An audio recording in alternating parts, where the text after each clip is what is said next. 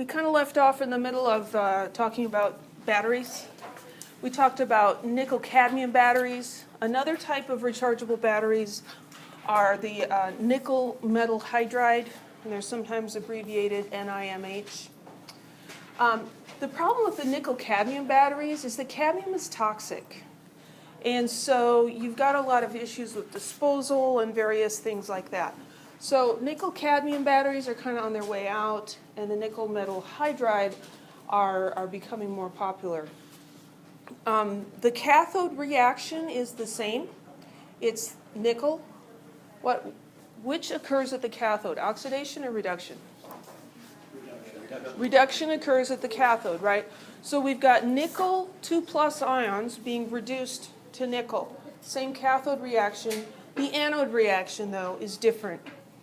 In this type of battery, we get hydrogen atoms that are held in a metal alloy. That's a little bit difficult to understand, but I'm not going to be testing you on the details of that because we're not going to go into the details. But hydrogen atoms are oxidized at the anode. My iPad's playing tricks on me. Another advantage of the nickel metal hydride, besides being less toxic, is that they have greater energy density. And what that means is you've got higher energy content per unit battery mass. And if you've ever, lugged around a laptop or even your cell phone, you know that a lighter battery is a good thing, but also a battery that lasts longer is a good thing.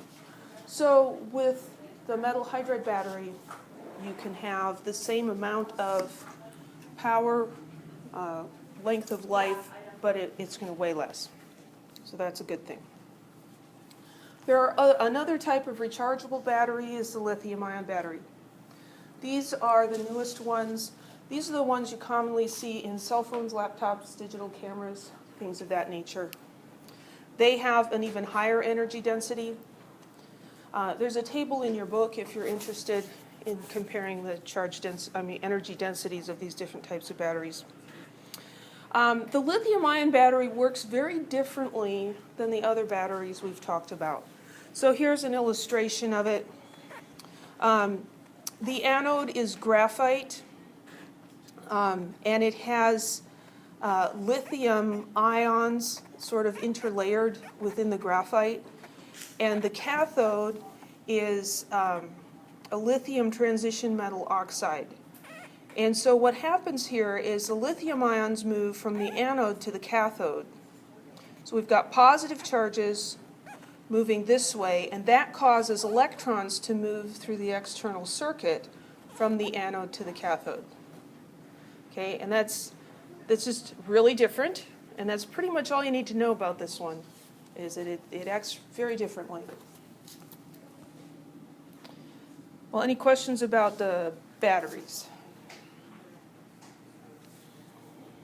Fuel cells. Fuel cells are like batteries. Batteries are a portable source of electrical current. But in a fuel cell, the reactants, or the fuel, needs to be recharged constantly from an external source. So instead of taking the battery and it'll just generate electric current until it runs down, and then with the rechargeable ones you can charge it back up again, with the fuel cell you have to put more reactant in to keep it running. Hydrogen-oxygen fuel cell is the most common. In this fuel cell, we have hydrogen gas flowing past the anode. The anode is a screen, a metal screen that's covered with a platinum catalyst, and the hydrogen is oxidized at the anode. Oxygen gas flows past the cathode and is reduced there. And the result of those two half reactions is the production of water. So this is great because it's not generating any pollution, right? You're taking hydrogen and oxygen, you're making water, so this is awesome.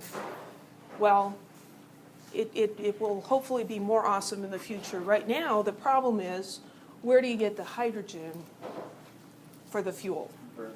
Right. Yeah. You're going to need to use energy to get the hydrogen, and so that can be a bit of a problem. So people are working on that. There's a big market for that. So here's an illustration of this fuel cell.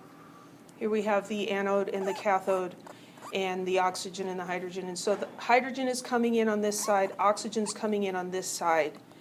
And the catalyst catalyzes that reaction. We have the oxidation of hydrogen and the reduction of oxygen, and we get electric current and water being given off.